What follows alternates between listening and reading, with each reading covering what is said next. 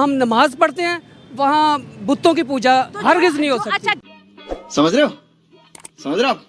समझ रहे हो? ज्ञान वापी आपको लगता है किसी मस्जिद का नाम हो सकता है? ज्ञान वापी इस्लाम में पढ़ा है कोई? नहीं, नहीं, नहीं, ये हिंदू नेम है ना?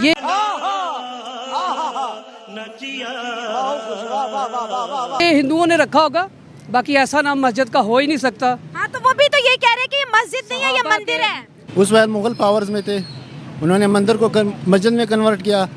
अब हिंदुत्व जो बीजेपी की गवर्नमेंट है नरेंद्र मोदी की, तो नरेंद्र मोदी वही पावर पॉलिटिक्स कर रहा है कि वही केश कर रहे हैं ना, वोटर को केश कर रहे हैं कि हमने यहाँ पे हिंदू राज कायम करनी है ना मुसलमानों के खिलाफ।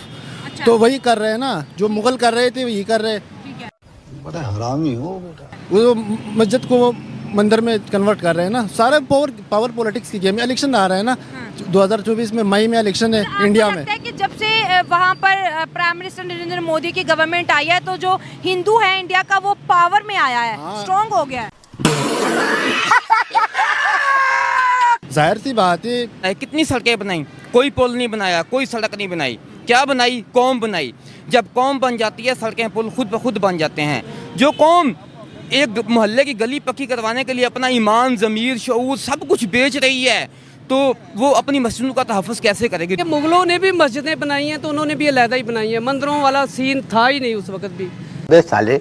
वो भी अलहदा ही मस्जिदें होती थी मुगलों के दौर में भी। मुगलों ने बहुत से मंदिर गिराए हैं, ऊपर मस्जिदें बनाई हैं। ये तो मैं आपको कई चीजें प्रूफ के साथ बता सकती हूँ। देखिए, लेकिन इस्लाम तो कहता है कि कब्जे वाली जगह पर नमाज नहीं पढ़नी, तो फिर मुगल क्यों मंदिर गिरा गिरा के ऊपर मस्जिदें बनाते थे? ये तो मुझे नहीं पता कि देखा आपने लापरवाही का नतीजा है। मुगलों ने गिरा के मंदिर ऊपर मस्जिदें लेकिन आप बनाई ये हैं। तो मान रहे हैं ना कि ज्ञान वापी किसी मस्जिद का नाम नहीं हो सकता? शाबाश बेटा, नहीं हो सकता, नहीं, नहीं। ये सारा कसूर शैतान का भी नहीं है, ठीक है ना। ये इंसान के अपने ही हाथों के करतूत है। ना हिंदुओं का कसूर है, ना ईसाइयों का कसूर है ये, बल्कि हमारा भी कसूर नहीं है, बल्कि हर शख्स ये सोचे किसका कसूर है, मेरा कसूर है। अगर हम हमारा कहेंगे तो इसका मतलब है हम कह रहे हैं दूसरों का कसूर है।